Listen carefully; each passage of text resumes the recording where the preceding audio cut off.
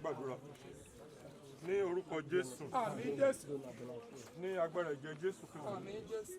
Olúwa Ọlọ́run aláàánú olórí ọ̀fẹ́, a dúpẹ́ lọ́wọ́ yín o, a ti dá ohun gbogbo padà sọ́dọ̀ yín torí pé ẹ ṣeun.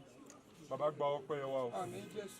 àwa fi ara padà sí bí epo ara, olú erùpẹ̀ níwá ó padà di erùpẹ̀, a dá àgọ́ ara yìí padà sípò erùpẹ̀, a sì fa ẹ̀mí náà padà sí ọ̀dọ̀ Olódùmarè. Bàbá máa ṣáájú fún un. Àmín Jésù. Olúwa máa ṣáájú fún un. Àmín Jésù. Bí ó ti ń lọ lọ́wọ́ àlàáfíà, gbogbo ara tó kù, Olúwa ṣààbò di ara náà. Àmín Jésù. Ṣe ọ̀wọ̀ di ara náà. Àmín. Ṣe àlàáfíà fún ara náà. Àmín. Má fi ìdílé sílẹ̀. Má fi ẹgbẹ́ sílẹ̀. Àmín Jésù. Máa wà ní gbogbo alọ́jọ́ gbogbo. Àmín. Ká lè máa dúpẹ́ títí. Àmín. Láṣẹ Jésù Kristi, Olúwa àti Olùgbàlà wa. Nígbà tí a fi eérú fún erùpẹ̀ fún erùpẹ̀. Ní orúkọ Jésù Kristi Olúwa wa, àwa ti fi òkú rẹ̀ fún ilẹ̀, erùpẹ̀ fún erùpẹ̀, eérú fún eérú, èkuru fún èkuru, ní ìdánilójú àti láìṣiyèméjì ìrètí àtìǹde sí ìyè tí kò ní pẹ̀kun nípa Olúwa wa Jésù Kristi, ẹni tí yóò pa ara òṣìwàdà kí o lè rí bí ara òun ti kan lára rẹ̀, tí ó sì lógo gẹ́gẹ́ bí iṣẹ́ agbára nípa èyí tí òun fi lérí ohun gbogbo bá fún ara rẹ̀.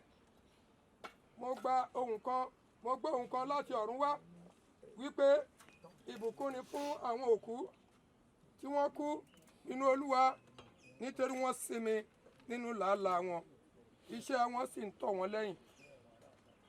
Jésù Olúwa wa, bàbá wa àti Ọlọ́run wa, a sọ pé ẹ ṣeun Olúwa, a ti dá irú padà sí irú, a ti dá yẹ̀pẹ̀ padà sí yẹ̀pẹ̀. Ọmọ rẹ̀ fún ní àṣẹ ti bàbá, ní àṣẹ ti ọmọ, ní àṣẹ ti ẹ̀mí mímọ́, ní àṣẹ Jésù Kristi Olúwa àti Olùgbàlà wa. Lákòókò yìí gbogbo àwọn tí wọ́n gbẹ̀yìn bàbá wa, bọ́dà wa, ní àṣẹ ti bàbá, ní àṣẹ ti ọmọ, ní àṣẹ ti ẹ̀mí mímọ́, èyí wọn kó máa ní àlàáfíà fún ìdílé yín.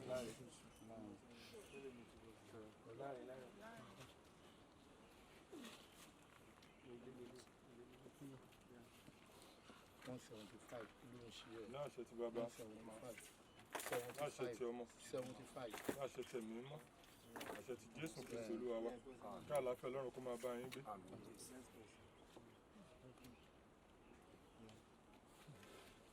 Ní àṣẹ ti bàbá, àṣẹ ti ọmọ, àṣẹ ti ẹ̀mí mímọ́, àṣẹ ti Jésù Kristi Olúwa wa, kí àlàáfíà Ọlọ́run kó máa bá yín gbé.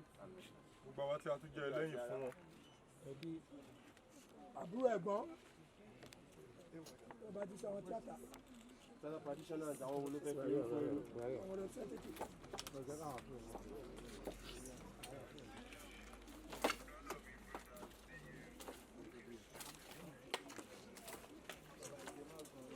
The one who is the one who is the Ẹgbẹ́ lè náà ibi tí wọ́n ń bì. other brother no dey come, but the junior brother dey come. He go come give us to them.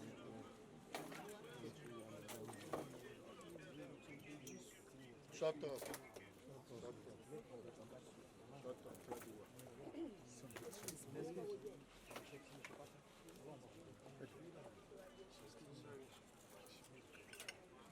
Lọ́jọ́ àníbi iṣẹ́ ìṣẹ́jú díẹ̀ lọ. Má dé sáàárín o.